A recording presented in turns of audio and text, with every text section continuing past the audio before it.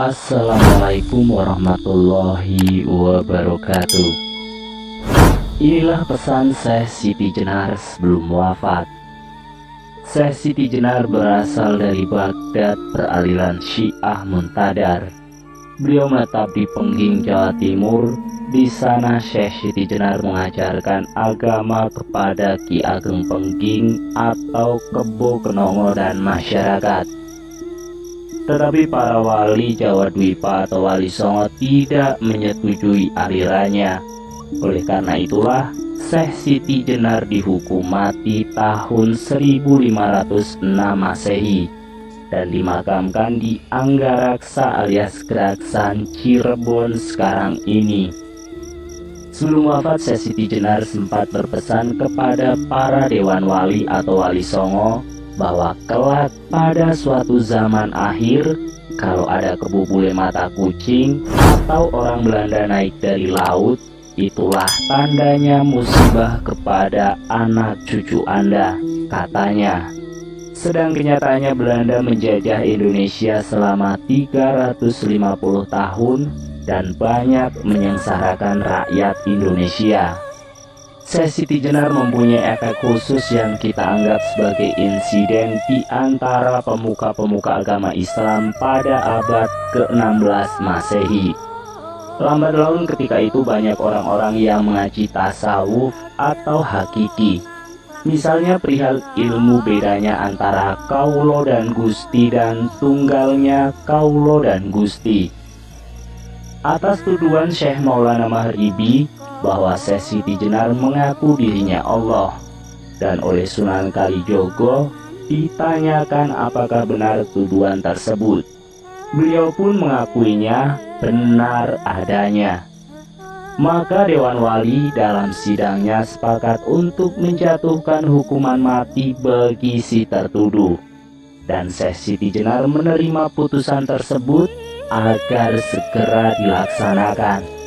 Dan yang harus melaksanakan keputusan tersebut yaitu Sunan Kudus dengan keris Ki Kantanaga yang diberikan oleh Sunan Gunung Jati.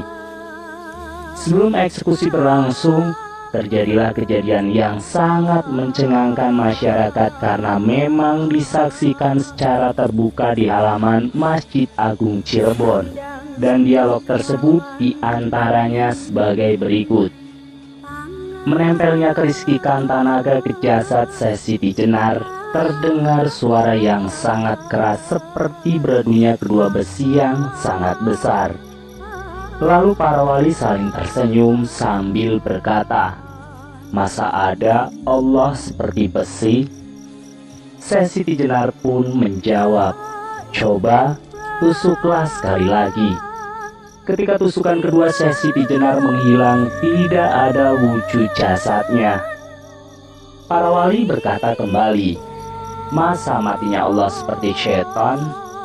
Secepat kilat Syekh Siti Jenar menampakkan dirinya lagi sambil berkata, "Coba tusuk sekali lagi." Ketika tusukan ketiga, Syekh Siti Jenar membujur tergolek di lantai masjid. Dari lukanya keluar darah merah, dan para wali berkata kembali, "Masa matinya Allah seperti kambing?" Syekh Siti Jenar bangun hidup kembali tanpa luka dan berkata, "Coba tusuk sekali lagi." Kemudian pada tusukan keempat, Syekh Siti Jenar pun rebah, mati, dan dari lukanya mengalir darah putih. Seketika itu para wali berkata kembali, "Masa matinya Allah seperti cacing?" Karena berkali-kali tusukan selalu mati, hidup, maka Syekh Siti Jenar pun berkata, "Lalu harus bagaimana mati saya menurut keinginan Anda?" Dan dijawab oleh seluruh wali, "Biasa, seperti orang tidur, badannya lemas, begitulah mati bagi seorang insanul kamil." Sesudah itu ditusuklah jasadnya dan wafatlah Syekh Siti Jenar seperti umumnya manusia. Jasadnya mengecil sebesar kuncup bunga melati dan baunya semerbak mewangi bau harumnya melati. Siti Jenar wafat wajar dan tidak bunuh diri. Siti Jenar adalah salah satu wali Allah yang hebat ilmu kebatinannya di antara wali songo lain. Wafatnya karena perbedaan paham dengan para Islam Sunni para wali songo. Tetapi dia bukan beraliran Syiah. Karena aliran Syiah tetap ada sholat 5 waktu, tetapi berbeda hukum hadis saja dengan aliran Sunni. Dia diburu oleh wali songo karena tidak mau sholat 5 waktu, melainkan dia hanya mau beribadah dengan berzikir saja. Ini terjadi karena sewaktu ke Arab dengan Sunan Bonang, beliau telah diperingati jangan belajar ilmu yang dimiliki oleh seorang kakek yang berada di pojok Masjidil Haram yang sedang berzikir. Dan Siti Jenar secara diam-diam selama di Arab selalu kontak dengan kakek-kakek itu sampai mempunyai ilmunya kakek tersebut, sehingga membuat keputusan para wali songo menegurnya. Tetapi dia tidak mengindahkan bahkan menantang tarung ilmu.